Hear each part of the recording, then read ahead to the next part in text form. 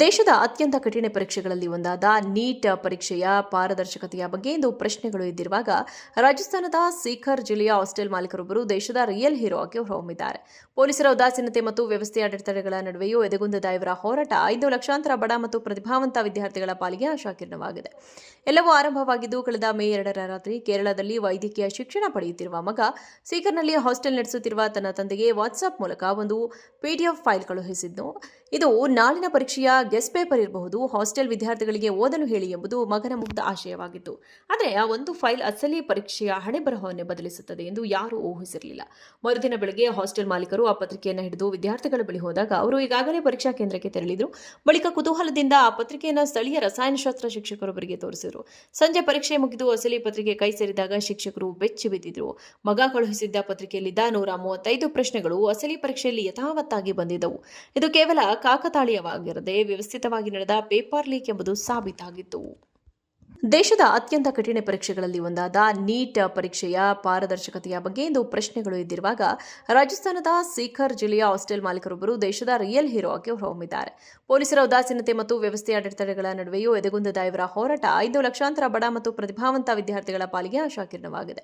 ಎಲ್ಲವೂ ಆರಂಭವಾಗಿದ್ದು ಕಳೆದ ಮೇ 2ರ ರಾತ್ರಿ ಕೇರಳದಲ್ಲಿ ವೈದ್ಯಕೀಯ ಶಿಕ್ಷಣ ಪಡೆಯುತ್ತಿರುವ ಮಗ ಸೀಕರ್ನಲ್ಲಿ ಹಾಸ್ಟೆಲ್ ನಡೆಸುತ್ತಿರುವ ತನ್ನ ತಂದೆಗೆ ವಾಟ್ಸ್ಆಪ್ ಮೂಲಕ ಒಂದು PDF ಫೈಲ್ ಕಳುಹಿಸಿದ್ದು, ಇದು ನಾಳಿನ ಪರೀಕ್ಷೆಯ ಗೆಸ್ಟ್ ಪೇಪರ್ ಇರಬಹುದು, ಹಾಸ್ಟೆಲ್ ವಿದ್ಯಾರ್ಥಿಗಳಿಗೆ ಓದಲು ಹೇಳಿ ಎಂಬುದು ಮಗನ ಮುಗ್ಧ ಆಶಯವಾಗಿತ್ತು.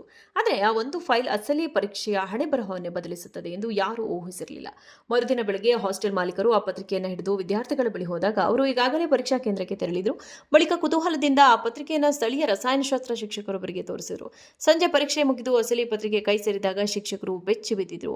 ಮಗ ಕಳುಹಿಸಿದ್ದ ಪತ್ರಿಕೆಯಲ್ಲಿದ್ದ 135 ಪ್ರಶ್ನೆಗಳು ಅಸಲಿ ಪರೀಕ್ಷೆಯಲ್ಲಿ ಯಥಾವತ್ತಾಗಿ ಬಂದಿದ್ದವು. ಇದು ಕೇವಲ ಕಾಕತಾಳೀಯವಾಗಿರದೆ ವ್ಯವಸ್ಥಿತವಾಗಿ ನಡೆದ ಪೇಪರ್ ಲೀಕ್ ಎಂಬುದು ಸಾಬೀತಾಗಿತ್ತು. ದೇಶದ ಅತ್ಯಂತ ಕಠಿಣ ಪರೀಕ್ಷೆಗಳಲ್ಲಿ ಒಂದಾದ ನೀಟ್ ಪರೀಕ್ಷೆಯ ಪಾರದರ್ಶಕತೆಯ ಬಗ್ಗೆ ಇಂದು ಪ್ರಶ್ನೆಗಳು ಎದ್ದಿರುವಾಗ ರಾಜಸ್ಥಾನದ ಸೀಕರ್ ಜಿಲ್ಲೆಯ ಹಾಸ್ಟೆಲ್ ಮಾಲೀಕರೊಬ್ಬರು ದೇಶದ ರಿಯಲ್ ಹೀರೋ ಆಗಿ ಹೊರಹೊಮ್ಮಿದ್ದಾರೆ. ಪೊಲೀಸರ ಉದಾಸೀನತೆ ಮತ್ತು ವ್ಯವಸ್ಥೆಯ ಅಡೆತಡೆಗಳ ನಡುವೆಯೂ ಎದೆಗುಂದದ ಇವರ ಹೋರಾಟ 5 ಲಕ್ಷಾಂತರ ಬಡ ಮತ್ತು ಪ್ರತಿಭಾವಂತ ವಿದ್ಯಾರ್ಥಿಗಳ ಪಾಲಿಗೆ ಆಶಾಕಿರಣವಾಗಿದೆ. ಎಲ್ಲವೂ ಆರಂಭವಾಗಿದ್ದು ಕಳೆದ ಮೇ 2ರ ರಾತ್ರಿ ಕೇರಳದಲ್ಲಿ ವೈದ್ಯಕೀಯ ಶಿಕ್ಷಣ ಪಡೆಯುತ್ತಿರುವ ಮಗ ಸೀಕರ್ನಲ್ಲಿ ಹಾಸ್ಟೆಲ್ ನಡೆಸುತ್ತಿರುವ ತನ್ನ ತಂದೆಗೆ ವಾಟ್ಸ್ಆಪ್ ಮೂಲಕ ಒಂದು PDF ಫೈಲ್ ಕಳುಹಿಸಿದ್ದು, ಇದು ನಾಳಿನ ಪರೀಕ್ಷೆಯ ಗೆಸ್ಟ್ ಪೇಪರ್ ಇರಬಹುದು, ಹಾಸ್ಟೆಲ್ ವಿದ್ಯಾರ್ಥಿಗಳಿಗೆ ಓದಲು ಹೇಳಿ ಎಂಬುದು ಮಗನ ಮುಗ್ಧ ಆಶಯವಾಗಿತ್ತು.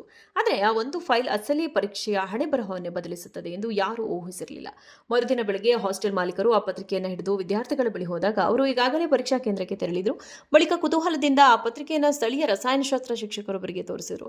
ಸಂಜೆ ಪರೀಕ್ಷೆ ಮುಗಿದು ಅಸಲಿ ಪತ್ರಿಕೆ ಕೈ ಸೇರಿದಾಗ ಶಿಕ್ಷಕರು ಬೆಚ್ಚಿ ಬಿದ್ದಿದ್ರು. ಮಗ ಕಳುಹಿಸಿದ್ದ ಪತ್ರಿಕೆಯಲ್ಲಿದ್ದ 135 ಪ್ರಶ್ನೆಗಳು ಅಸಲಿ ಪರೀಕ್ಷೆಯಲ್ಲಿ ಯಥಾವತ್ತಾಗಿ ಬಂದಿದ್ದವು. ಇದು ಕೇವಲ ಕಾಕತಾಳೀಯವಾಗಿರದೆ ವ್ಯವಸ್ಥಿತವಾಗಿ ನಡೆದ ಪೇಪರ್ ಲೀಕ್ ಎಂಬುದು ಸಾಬೀತಾಗಿತ್ತು.